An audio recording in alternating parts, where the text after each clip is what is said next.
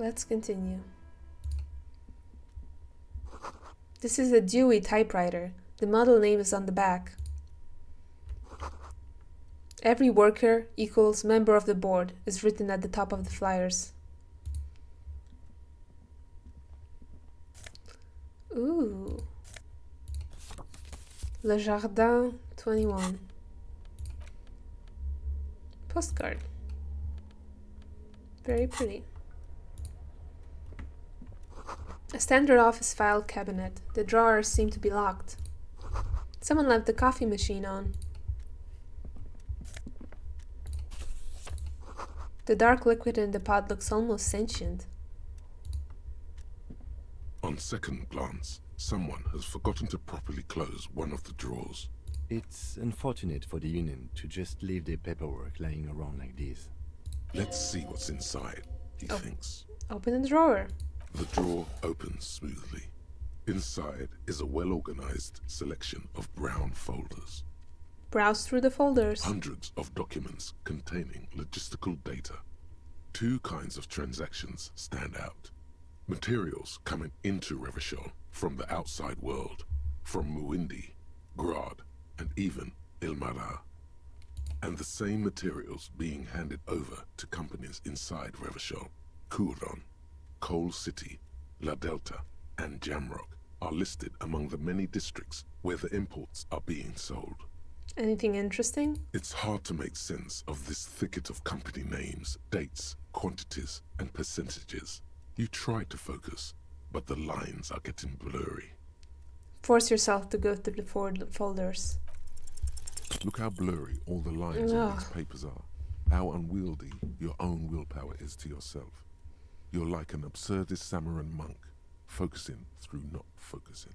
Could I actually focus through not focusing? You're a police officer, not a spiritual healer. You can focus the normal way by turning your attention to something and not letting go. Leave the folders alone for now.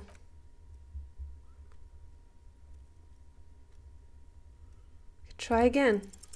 Whatever's hidden here is hidden well. Concentration isn't enough. Only a trained accountant with a background in logistics would be able to really make sense of it. However, there is a little handwritten note stuck on the side of the drawer. Look at the note. It appears to be a to-do list written in large, uneven capital letters. Remember, Leo, Everard's shoes, special whirling borscht, water Everard's plants, sweep office floor, more banners. All items on the list have been crossed out and the note itself is crumpled. Look, Kim, a to-do note with a list of errands for Everard. One of his aides must have left it. Nothing incriminating here. What is so special about this borscht? Code for drugs? Booze? Blood? Take another look. Remember, Leo, Everard's shoes, special whirling borscht, water Everard's plants, sweep office floor, more banners. All items on the drawer slides shut smoothly. The radio is emitting a strange buzzing sounds. We should think about calling it a day, maybe. The nights are still miserably cold this time of year. Yes, my hostel room calls. We can pick up where we left off tomorrow morning. Not. We're still exploring. We're not done.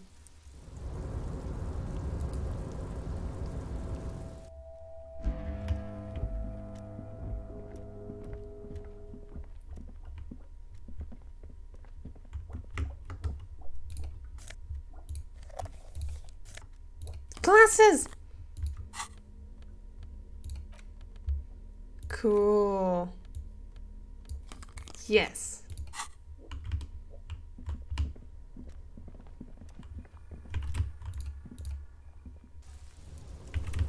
Okay, how do we get out of here? Not here.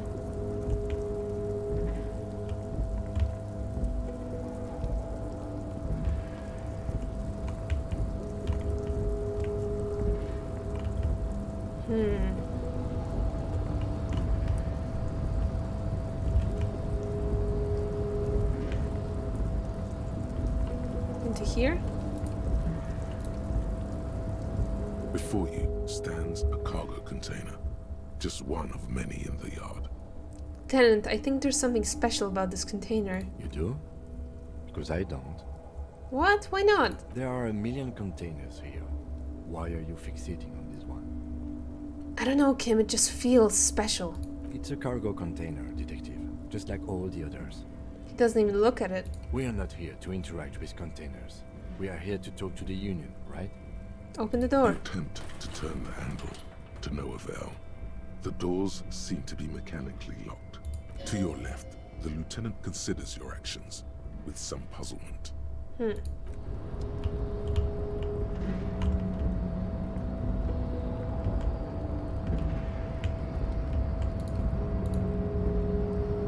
A rusting control crane does not return to its original position. It does not move at all. Thinking of how are we supposed to get out of here?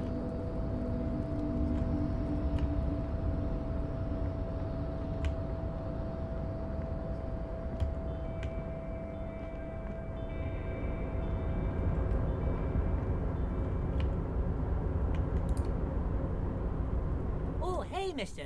I knew you'd be back to talk with old Leo here. Yes, I did. No trouble at all, mister.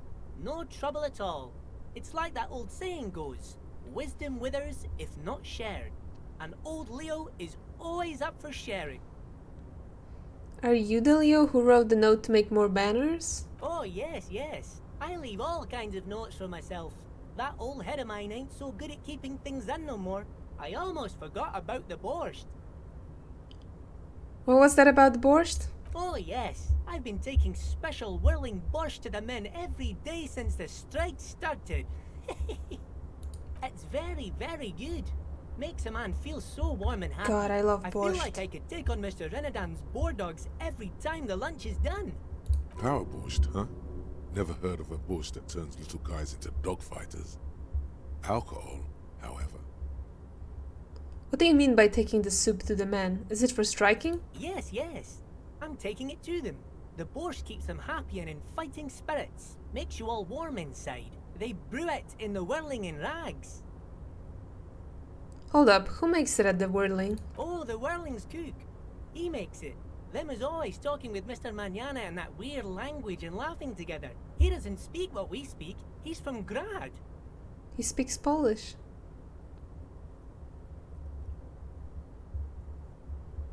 That's it.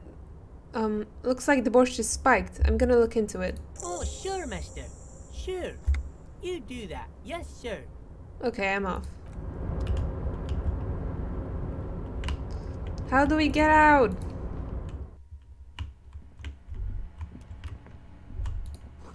Look, something forgotten on the coffee table.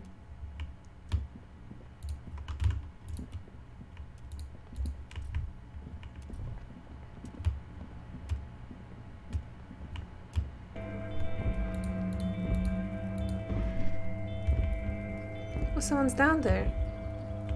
How do I get down? This is the night watchman's booth. The name on If you must. nothing incriminating catches your eye. The cabinets are clean, Okay, and I'm it's a taking a black and picture. white photo of a young couple out in a street fair. The man, Rene, is dressed in a Royal Carabinier uniform. The girl is young and very pretty. She is smiling playfully at the camera. Okay, I'm gonna look into how to get out of the arbor. Rene looks like he's about to smile. This photo must be tied to some good memories.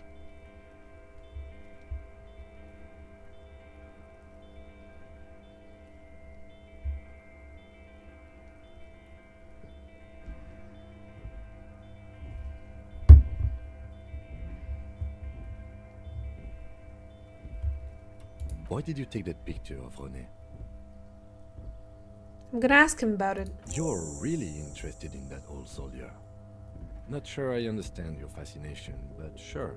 As long as it doesn't take up a whole lot of time. ID card in the office? Do I have an ID card? Book la fumée. Okay, back to the office, I guess.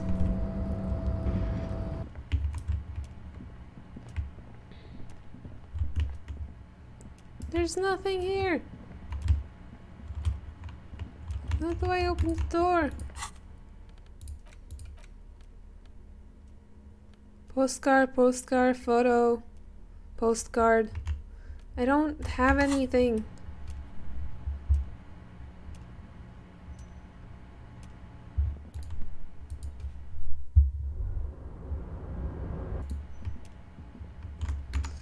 This is bullshit. Should I load my game? Where do I go? Through the green door?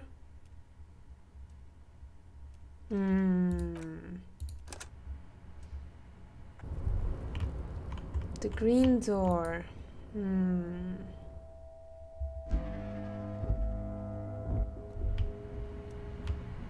There's an exit! Oh my god.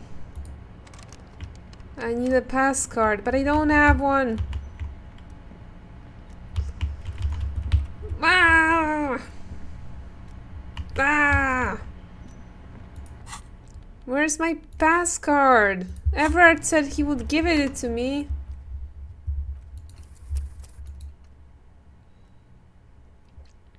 Fuck.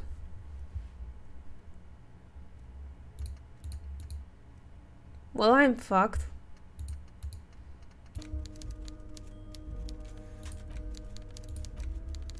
I don't have a... Okay, I do have a the union card. But what about it?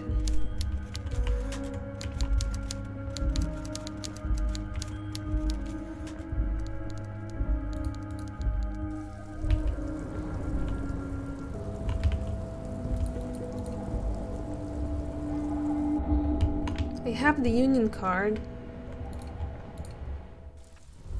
Yes! God, finally! In and out, baby! Last we saw, your race was being superseded by the Seminese. You're right about all this. Now I need you to help me get that corpse down from a tree. Enough with this begging. You should leave the stage of history with dignity by inviting the other races to a great world war. Bring your troops to the Seminine Islands and to Boogie Street, and we will pulverize you. When you are gone, we will build a museum for you. The walls will be lined with bottles of Al Ghul, your beloved beverage. Inside, we will store the odes to homosexuality you call art, and your microcephalic skulls. Everett told you to help us get the body down from the tree. So it was. You surmounted the harbor wall in a display of athletic prowess to reach my superior, then had him give me an order. I salute your cunning, and I will remove the body from the tree with my bare hands. You're so noble, Measurehead. But while I am gone, someone must stand guard on the bridge. That someone needs to be you. Both of you. That would mean you're openly showing the people that you're taking the Union's side.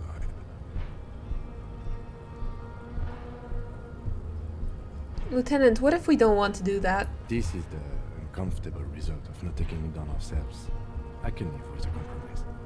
Listen to your little friend. He is wise in his childlike way. His mysterious race may yet prove fierce competition to my heroic haplogroup. Okay then. Babe, see that they stay here the whole time.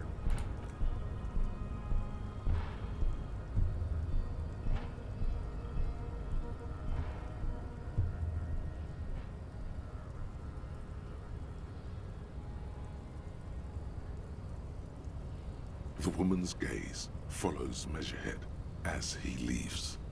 So, you guys are like cops or something? We're just trying to keep things from going to shit. Have you ever thought that maybe things should go to shit? I'm Katya, by the way. You hear that? That sound.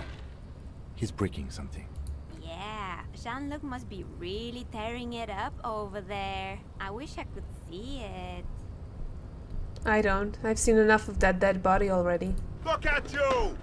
RCM rent-a-cops! Guarding that bridge like Evrod's lapdogs! Is this where it's at now? The RCM is for sale! And who are you? What is your business here? Why are your clothes 4 sizes too small for you? That's none of your business. A shrill laughter interrupts you, echoing across Martinez. It's Kuno. Then the man turns to look behind him at the behemoth appearing around the corner, approaching him, walking past him.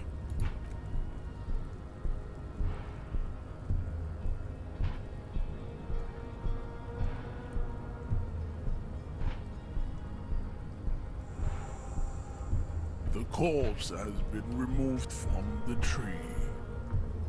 Stand down and congratulate yourself. You have sided with Ray's victory today. There has been no side choosing. We did what we had to do to keep order. And what you had to do was to become a Union man for all to see.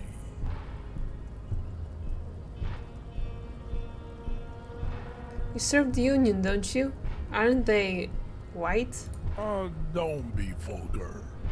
White or not has got little to do with this.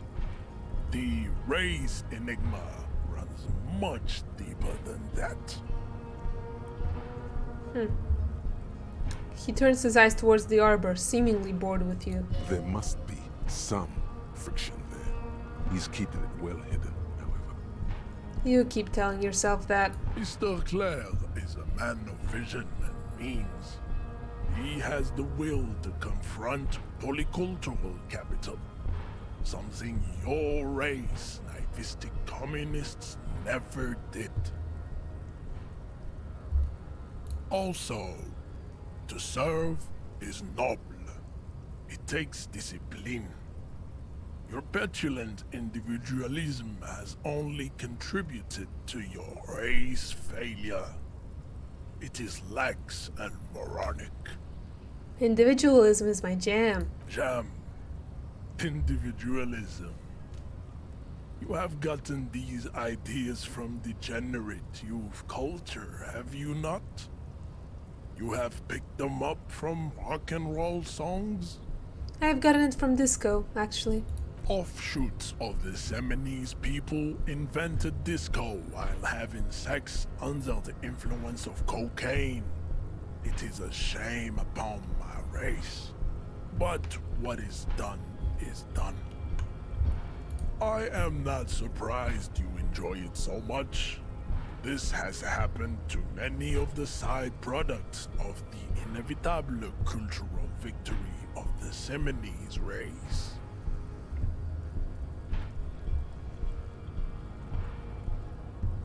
Wonderful. We're done with this line of inquiry. Measurehead stoically looks to the distance in silence. Wow, you work hard. I do? Oh, yes. You hustle. You're a provider. It's tough out there, but you keep it real and provide. I guess I do, yeah. Oh, yeah. Like a horse, a workhorse, for hard work. What hard work do I do exactly? Look at yourself. You're a human pedometer. You must have walked 200,000 steps down cracked asphalt, mosaic, sand, and linoleum after you re-emerged. That is the sign of a hustler who never gives up. The world is harsh and people are evil. You didn't make it that way, and you won't let it break you. You ride. I fucking ride till I die, bitch. That's just what it's like. Life and death. But you got gills on your side, baby. got those black papers with the faces of the innocents on them. You bring in the Franco Negros and the Solas. It ain't easy, but you do it. Day in and day out.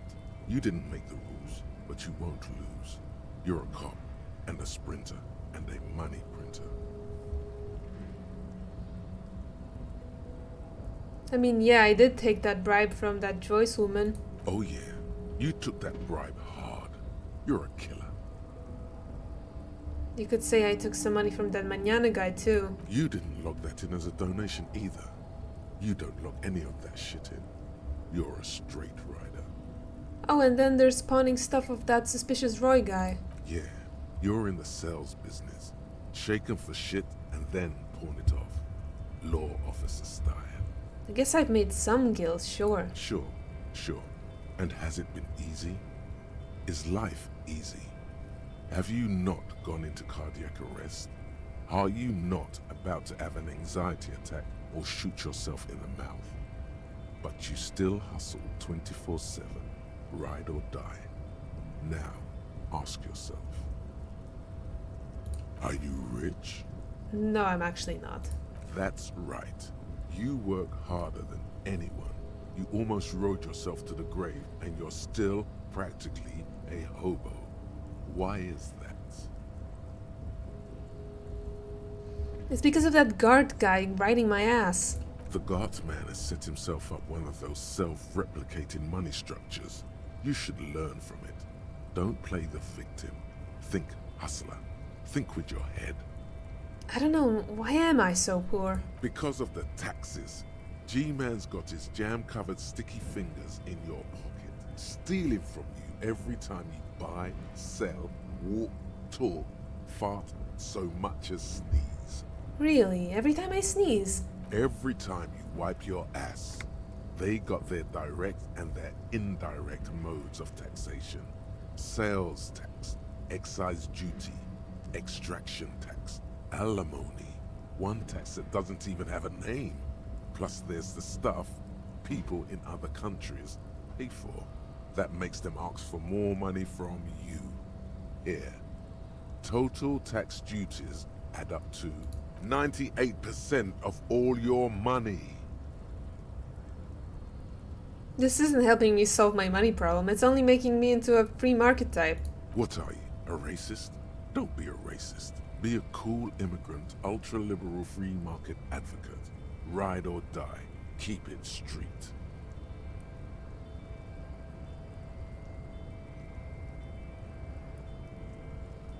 Go away.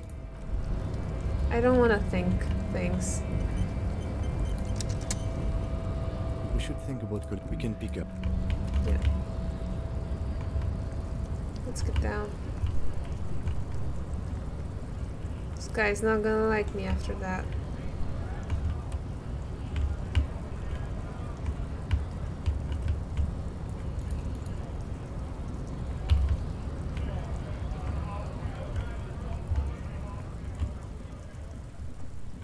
Damn, that felt good. Your heart's pounding nicely. You should tell people to fuck off more often. No, you shouldn't. You're an officer of the law. Fuck yeah, motherfuckers. That's the spirit. Never forget. The whole world's a wooden house, and you're a goddamn flamethrower. Yes! Oh my god, so good. Quick save. And big save.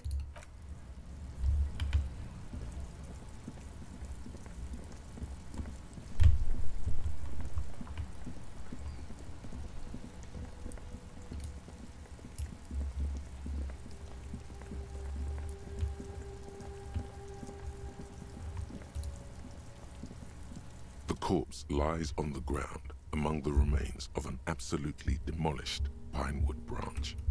Well, It's gently laid on one side. it's down. Mr. Measurehead has done a good job.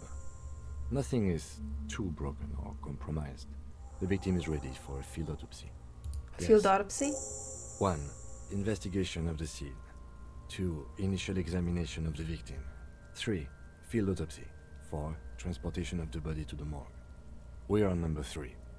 The fuck are they on about? Cop's gonna cut his shit up.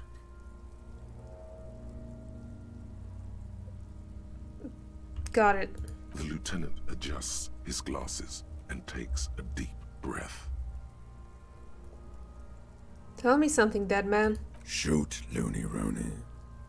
Oh, no. I Come don't want to back talk to him. later, Corporal. Amuse yourself with my frank manners and my memento mori features. If possible, also, see me in your dreams. First, what exactly is a field autopsy? Come on, officer. You know what a field autopsy is. You've done 100 of them. Do you have another pair of gloves? Unfortunately, no. I have gardening gloves. Maybe they are enough. They are better than nothing. Tell you what, I perform the anatomical side of things while you will take notes. We just fill this in, right? Show him the red field autopsy form in your ledger. That's right. You knew it because you inspected your ledger. The lieutenant is relieved you know the protocol. Open your ledger at the field autopsy form. The dead man stares in silence as you crack open the ledger. The bright red paper is covered in boxes and lists, describing the condition of his skin and organs in 3 parts. Above those, an 11-field info form needs filling out first. It begins with 1. Assistant. That's you. Harry Dubois. the corpse is indifferent to your scribblings, just lies there. The next box says Coroner's case, number. KK57-0803.0815. Write it down. Next. Name. We've heard the nom de guerre. Lely. It's better than nothing. Write it down. Lely, nom de guerre. What's next? Date of birth? Date of birth. NA. Age.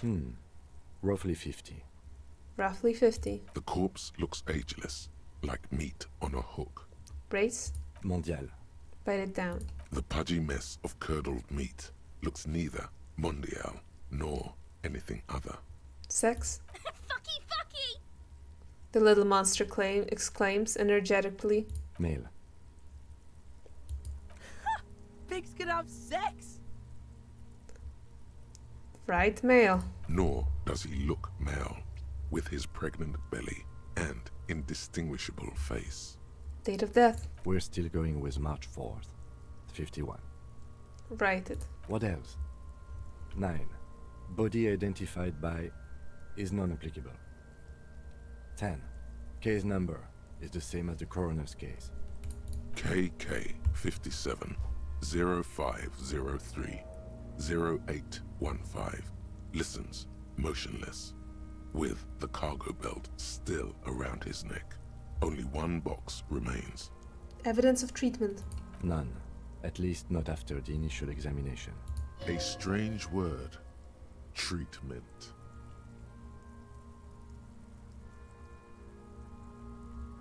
I'm not so sure. Didn't the footprints look like he was carried over? They'd have to have incapacitated and carried him over. This man was more than a match for untrained dog walkers. He places his hand on the dead man's chest as if in preparation. Your central nervous system recognizes this gesture. It's the stations of the breath. Ecclesiastic, religious in nature, a holdout from pre-DeLorean burial rites. It takes him 2 seconds to perform. Then, somewhere in Jamrock North, a small wood shed behind Rosencrantz Row, Lieutenant Nick Feuerbach puts his hand to the chest of a small corpse, no larger than a monkey. It's raining outside, light drizzle. There is darkness in the shed. Elsewhere yet, an obese female sits in a wicker chair, her silhouette bull-like against the window. Outside, Grand Coudon. The day is turning dim for Sergeant Mac Dawson. Hand extended, he approaches, to make sure she is dead more than anything else. The building is tall, 7 stories wind-wrapped in solitude. Most of the apartments are unoccupied. This was a suicide. The other, an accident. The small one. And so, all across Jamrock, Coal City, GRIH, 42 deceased persons found today. 42 stations of breath. We should start the post-mortem. The corpse cannot feel Kim's hand on his chest. It no longer meaningfully interacts with its surroundings. A thicket of boxes and lists on red copier paper tries to answer why. External examination. Summary. Clothes. The deceased wears armored boots and white briefs. The make of the briefs is Babrodine, I think. Let's see. He turns to the body onto its side to check the underwear label. See, it's happening. Babrodine, yes. Inexpensive. Size M. Color white. The disappointment is palpable. The red-haired thing was expecting something more lurid. Write it down. The boots are ceramic, vitreous enamel.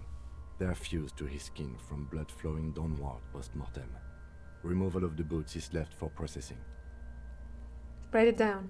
Tattoos. He stands up, feet planted on either side of the body. The upper torso is covered in a single, continuous tattoo, resembling a national pattern. It reaches from the right shoulder to the heart. The ink is blue and white. The assistant has a color photograph of the markings, to be added to the case files as document A1. The photo is taken on the scene, using a Trigger Mini. Write it down. The deceased has a cargo lashing belt around his neck, tied with a hangman's knot. Color yellow. Length 3 meters. There is a buckle on the other end. Write it down. Well nourished, athletically built, measuring 1.8 meters. Generally consistent with age, about 50. Preservation is good. Ambient temperature below freezing. Write it down. Body hair is light brown. Distribution is consistent with age. The deceased had male pattern baldness. Hair is combed back, short. Write it down. Short, light brown, male pattern baldness. Lividity is consistent with hanging. The head is congested. Contusions are present on the head, chest, and thighs. Consistent with stones thrown post-mortem. Low velocity. Fucking low velocity? You think Kuno doesn't know what you're talking about? Velocity was fucking max. Talking shit about Kuno's velocity. In addition, there are bite marks on the face, scalp, and chest. Consistent with predation. Write down. Ligature mark. The lieutenant produces a small folding knife. With the other hand pulling on the belt, he starts cutting into the polyester. The stench is horrid. After a while, it's obvious the material cannot be cut. The steel wiring. There's too much of it. We need to remove the belt so we can get to the ligature mark. You got just the right tool for that. The chain cutters. Good thing we got these chain cutters. Always good to think ahead. Now, He points to the rope squeezing the dead man's neck. we need to cut the belt to see the ligature mark below. Carefully, with as much precision as you can. See, my pig is gonna fuck his head off. No, he ain't. Your pig's a boring fuck. Cut the belt off. After some deliberation, you sink the cutters into the knot tying the belt together. You squeeze the rubber handles together, sweat forming on your brow. Press down. Snap. The knot is slashed. Another cut and the belt falls apart like a flower bouquet, revealing the dead man's neck and the dark red ligature mark around it. The rope rises to a point, leaving a gap in the ligature mark. The suspension point is in the back of the neck. The lieutenant has kneeled closer, running his fingers along the dark red groove until there's a gap. As it ought to. This is where its grip on the curdled meat is gentlest, pulling up. Hemorrhaging is observed on the skin, above and below the ligature mark. The mark is well pronounced, consistent with a drop from 1 or 1.5 meters. Write it down. Chest is intact, normal contour. Abdomen is protuberant, pelvis intact, genitalia. He pulls down the man's underpants. No, it's gonna happen. See. I fucking fucking knew it! This is clearly what they've been waiting for, ever since the autopsy began. The lieutenant is trying to make it as boring as possible. Genitalia is male and unremarkable. No evidence of injury. Does it... write it down and move on. Back is symmetrical and intact. Upper and lower extremities are intact, but asymmetrical. There are combat injuries on the right hand, thigh, and hip. Bullets have bitten little pieces out of him. It must have been excruciating, especially the hip. Before you is a temple of pain that knew little tenderness in life. In addition, I see smaller, residual scars, too numerous to count, covering about 30% of his skin. This is the body of a soldier, a mercenary. We have a real museum here. Of battles, wars. Write it down. Last item, hands. He takes the man's right hand in his, inspects it, then moves on to the other hand. Let the lieutenant work alone. Hands are clean. No sign of a recent struggle. Were we expecting any? I was. Maybe I'm just not seeing them. Honestly, this stench is making it hard for me to think at the moment. Ooh. That's all for the external. Well done. What next? Internal examination. Summary. Central nervous system. I have nothing. Do you have anything on this man's central nervous system? It don't even have a joke. Nope. Musculoskeletal. Purge fluid is coming from the mouth. Not injury related. Eyes and tongue protuberant. Hyoid bone. Let's see. With his eyes almost closed, the lieutenant puts his hand on the dead man's throat and begins to massage it, gently. A rotting smell erupts from the mouth. Purge fluid runs down his lips, black and viscous. Yeah, jack that fucker off! The hyoid bone is fractured. The rest of the musculoskeletal system is intact. Unremarkable. Respiratory system. Back hunched, as if in prayer, he begins to pry open the dead man's jaws. He stops to exert more force. Both hands are used. Oral cavity shows no lesions. The victim has received dental implants, possibly after a combat wound. Mouth swollen. Hemorrhaging present in mucosa of the lips and mouth. From here, it looks as though the clown-faced man is screaming. The tendons of his jaw are torn apart. Hyoid ripped from the force of the lieutenant's hands. Look inside the dead man's mouth. No scream. No sigh of relief rises from the darkness inside. It's humid there. Sickly sweet air, unlike anything living. You feel like throwing up. Straight in that mouth. No, you don't. You can keep it in. You can keep anything in. Write it down. Hepatobiliary. NA. Why, don't we have anything? Are you a hepatobiliary expert? He looks at the corpse's stomach with a mixture of tiredness and disgust. I don't think so. Neither am I. And that's it? That's it. Same for toxicology and serology. NA. Right, NA. Cardiovascular. The body exhibits lividity in the lower extremities, feet, hands, and neck, visually consistent with the hanging. Write it down. Gastrointestinal. He breathes a sigh of approaching relief. This is the last field on the list. He looks around to the ground, the pool of feces there. Digested semi-solid food in stomach. Voila. He touches the corpse's bloated lower abdomen, briefly. Omit the voila. What's next on the list? Description of injuries. Summary. Let's see. We have bite marks, contusions on the head and chest, and a ligature mark encircling the neck. You'll need 3 fields. Leave a 4th one too. Bite marks. Head, chest, and scalp bite mark injuries. Predation by birds has caused damage to the body. Odontologist does not need to be consulted. Write it down. And your opinion, officer? Non-fatal. Post-mortem. Agreed. Next injury? Contusions. So, the scalp bleeds from a post-mortem head injury, a stone. The injury does not have the rim of an early inflammatory response. The perpetrator on the scene has confessed to causing it post-mortem. At maximum velocity, fucko! Has confessed to causing it at maximum velocity. Write it down. Coagulated blood sticks to his scalp and chest, where the countless stones have hit the dead man. Beneath, the description of injury. 2 boxes. Non-fatal, post-mortem. Right. Next. Ligature mark. Or, what's the 4th injury field for? Nothing. Just in case. Okay. Ligature mark. A dark red abraded ligature mark encircling the neck, with a gap on the nape measuring, let's say, 7 centimeters. The hyoid bone is fractured, the cervical column intact. I see hemorrhaging on the skin, above and below the ligature mark. Depth of the mark, 1 centimeter. No signs of clawing on the neck. Write it down.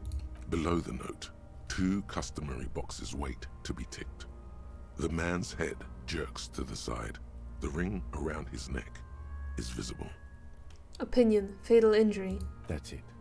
We have established cause of death. It's not much, and it leaves much to be questioned. But it's a start. Let's wrap this up. I pronounce this field autopsy over. First, how did it go? Well, we established probable cause of death. Some would say that's the goal of an autopsy. What else? We were thorough with the list of injuries too. We described them all in detail. What is there to say? Given the circumstances, it was a professional field autopsy. Oh yeah, well done, Master Detective.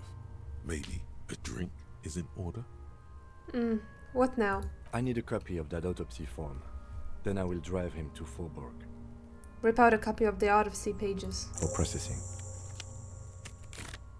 He looks at the dead man one more time, then at the slip of red paper in his hand, then at the corpse again. He's thinking, did I miss something? Let's bag him. Take him away. Okay. I need a little help for carrying him to the holding pen of my kinema. I can take care of the rest. Then what? It's too late to take him into processing today. I'll take him first thing tomorrow. He pulls the black plastic over the dead man's face.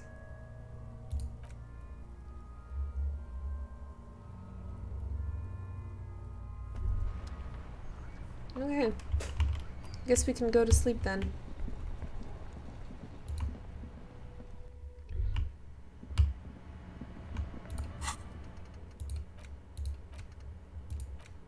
Ooh, we've done a lot.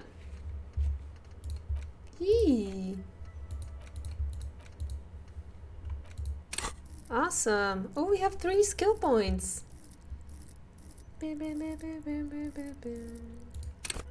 Drama seems helpful. Really suggestion.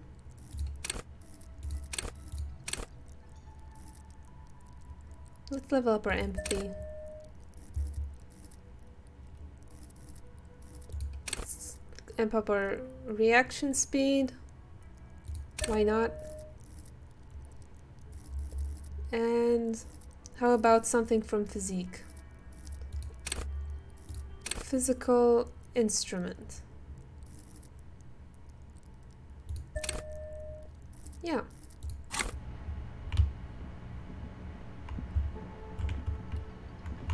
It's kind of late. Let's sleep.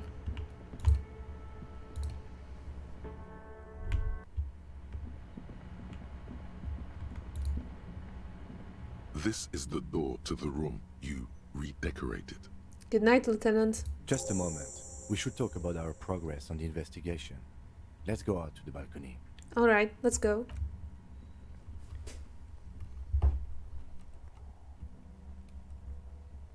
The air outside is brisk. The lieutenant is silent for a moment. He listens to the traffic hum.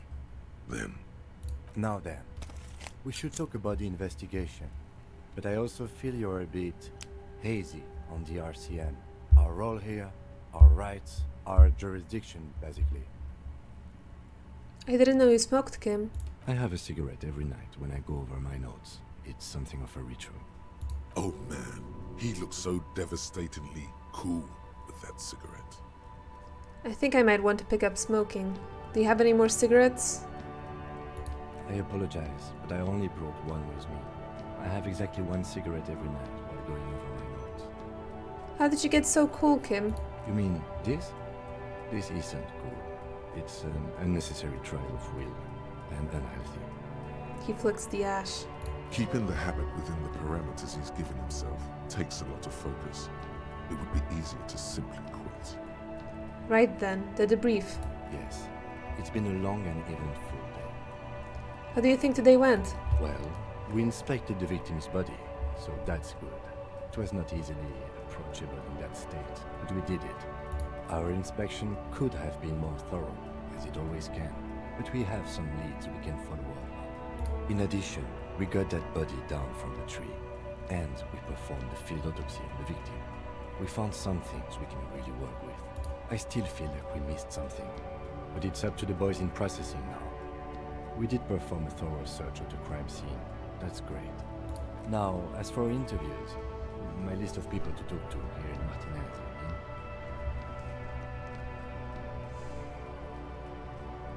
The initial interviews? Yes, well, we talked to some people. Including Everard Clare, a daunting adversary, if there ever was one. He wasn't particularly forthcoming with useful information, however. He's a tough cookie, that one. Claire also helped you, how should I say, remember your name? That's a relief. I don't know how I feel about my name, actually. That's normal. It's best not to give it too much thought. Kim must have had doubts about his name at some point too, but deliberately discarded them. Have you ever wanted to change your name, Kim? Change? No, not exactly. But I think all of us at some point imagine what our lives might have been had we been something else. And then we feel trapped by the names we've been given as symbols of the intentions and expectations of others. He pulls a long, pensive drag. Even if I were to change my name now, upon hearing any syllable that sounds like Kim in the streets, I turn to see who was calling me. But let's talk about Joyce Messier for a moment. We interviewed her and learned a lot. Getting her to really talk to us took fantastic interpersonal skills and perseverance. Good work, detective. Above all, though, today was exhausting. What's with all the running? You run a lot. Is that a standard Prison 41 practice? I have a really good theory about why you're running so fast, son. Just you wait until we get up tomorrow. I don't like to waste time, you know. My mind moves fast. The rest has to try to keep up. It's impressive, especially for a man your age. And in those hills. He nods thoughtfully, tapping his finger on his cigarette. Nice shoes, by the way. I like the green. Goes with the orange. He looks at your snakeskin shoes and smiles, suddenly. Say nothing. The dying lights of the city shimmer below. Slowly, like luminous clouds, they pass on his lenses. The lieutenant looks at his slim cigarette, contemplating the next drag. This soldier is the highlight of the day for me, he thinks. This little stick right here. They really don't like us here. And the mouth on that kid, Kuno. It's different in name, in Jamak and the GRIH. He pulls on the cigarette. Why are they like this? It's our fault for leaving this place to the dogs, to the union, to the company, not daring to come here more often. This place has fallen between the cracks, the jurisdictions of our 2 precincts. And in Jamrock and the GRH? We run this city. West of the river is RCM land. He looks at the dark silhouette of the equestrian monument cutting into the night sky. It's incredibly hard. Human beings are... But we are in control, and it's worth it. The organization works, our systems work. If they didn't, the city would disintegrate. Night. Captain Bartholomew Price steps into the yard. A piebald horse waits by the motor carriage, chewing oats out of an oat bag. Seagulls fly overhead. The sky is black.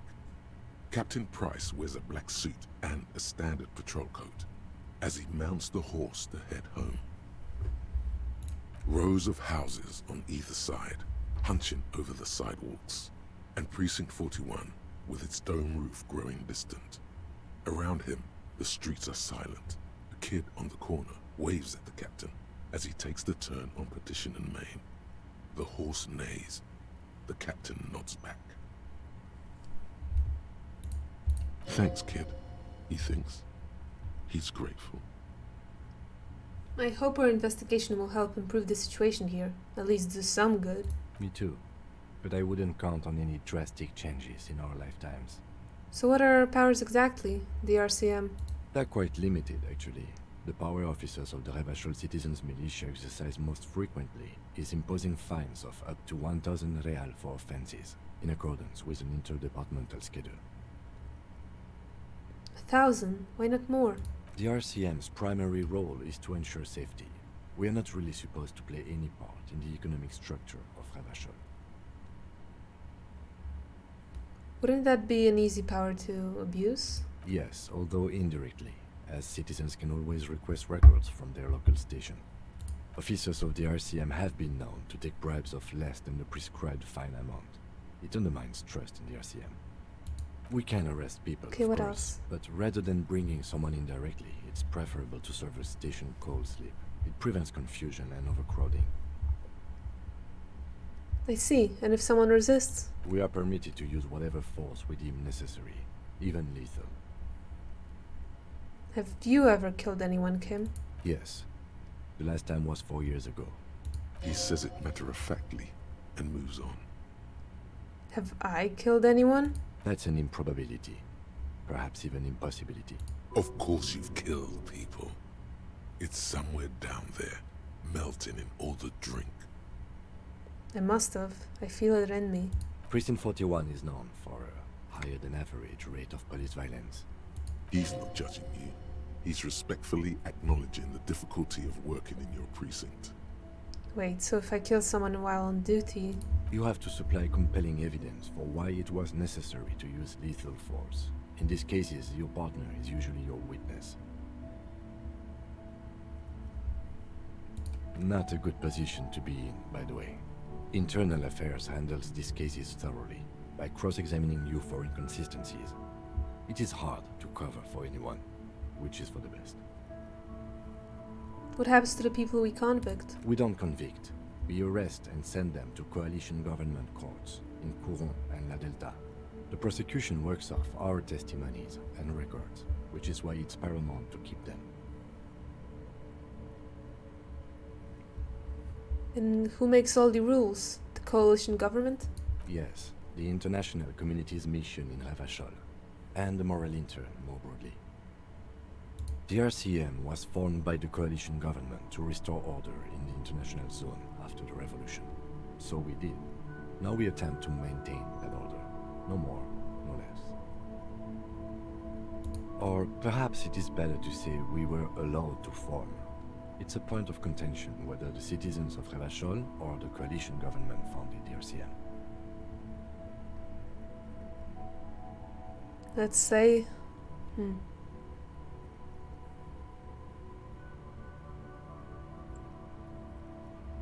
Silence. A great comment to such a conundrum. The Morale Intern. What is it? The Moralist International are the world's largest political organization. You know who they are. They have been running this place after the revolution failed. If I didn't know, how would you describe them? They're a union of center-left and center-right parties across the Real Belt. Our coalition government is just one of its many projects. They also run the ICP, EPIS, most intergovernmental organizations in the world. What do you think of them? The moral intern are a fact. I try not to have opinions on facts until they change. And it doesn't look like that's about to happen. It is more than that. There's some kind of affection in him. You like the Moral Intern?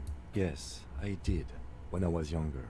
In my 20s, I considered myself a moralist. A blue forget-me-not, a piece of the sky. They're not all that bad. But the years have changed that. I don't know what I believe in now. No, I believe in the RCM. That's enough for me.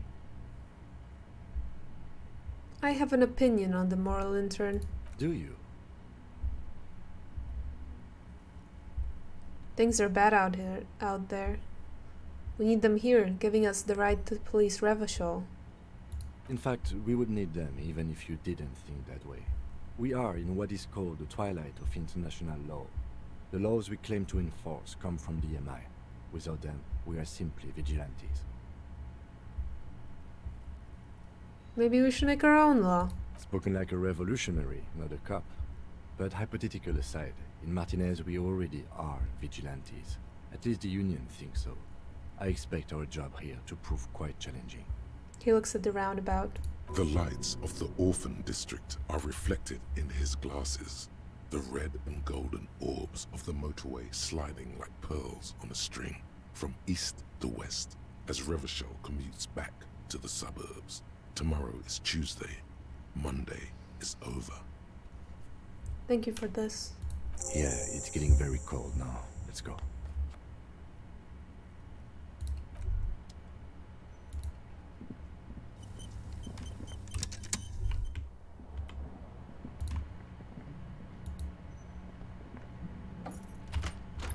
See you in the morning. The bed is cold and not particularly inviting, but it's yours. The sheets look awful. Crawl in. The sheets feel at once coarse and clammy against your skin. The bed sags beneath your weight as you stretch out and finally close your eyes. And then sleep. And then sleep doesn't come. But I want to sleep. Obviously, you're in bed with your eyes closed, but it's not happening. Why? Maybe it's the bed's fault. Roll over to the other side. It's a little better. Colors, scenes, and half-formed phrases still litter your mind. Part of you is still trying to solve the case, isn't it? No more thoughts. Fall asleep now. Your breathing steadies. A great silence washes over you until your eyelids twitch in your sleep and images start forming.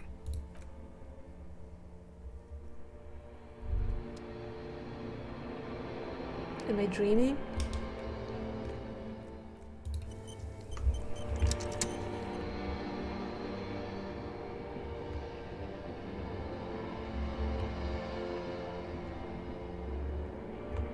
Oh, yikes. Do you remember the scent of your childhood? I remember nothing. Do you remember your wife's hand on your face? I left. Oh no, Funky baby, you stayed. It was the rest of it that left. Or you just stood there, with one hand on the bottle and the other on your dick, watching it go.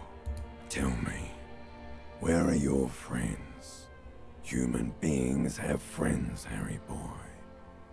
Where the hell are yours? I don't want to come back. They were only cramping your descent into the abyss. Now they're gone. 3 times gone and never coming back. All of it. You failed.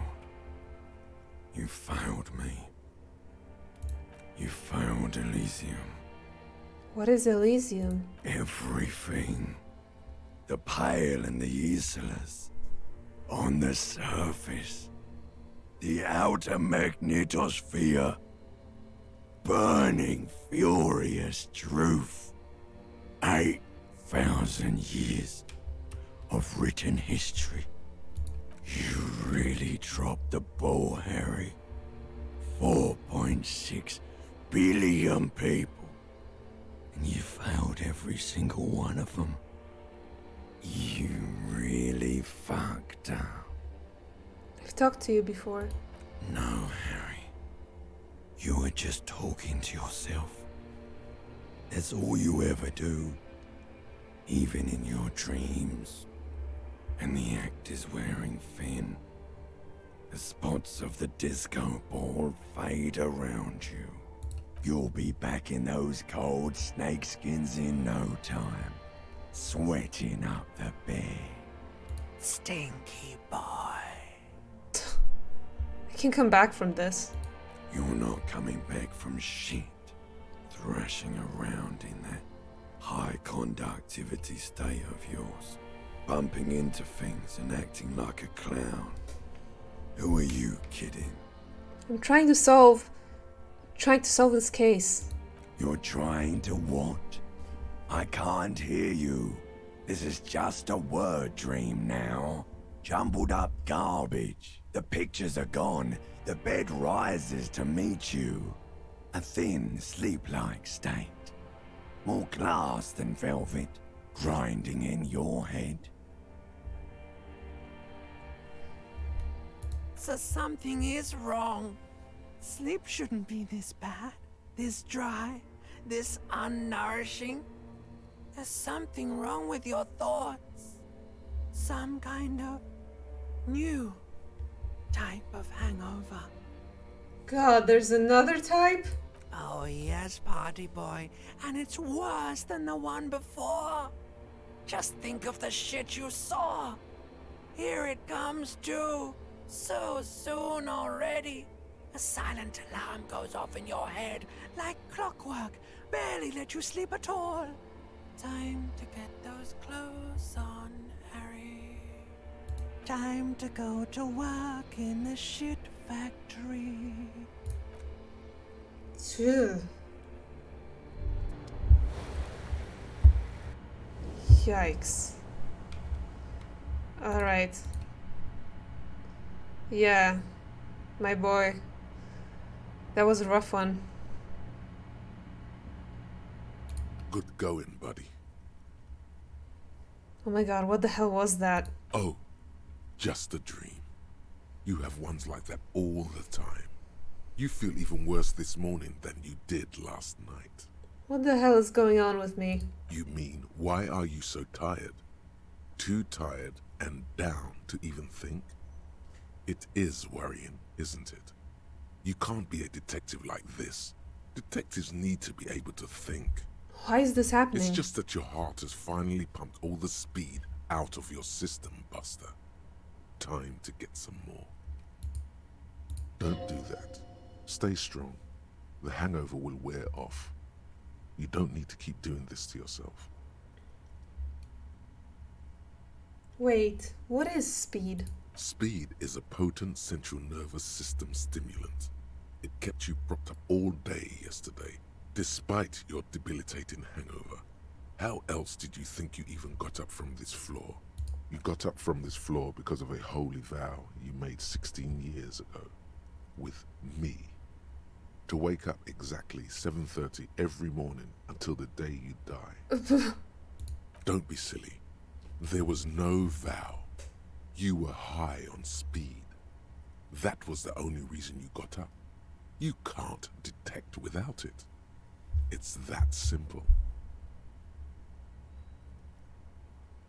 No, I can take this. I'm not going to go looking for speed. Are you sure?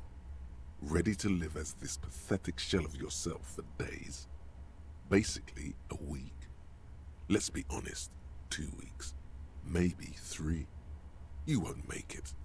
Half the town will be dead by then.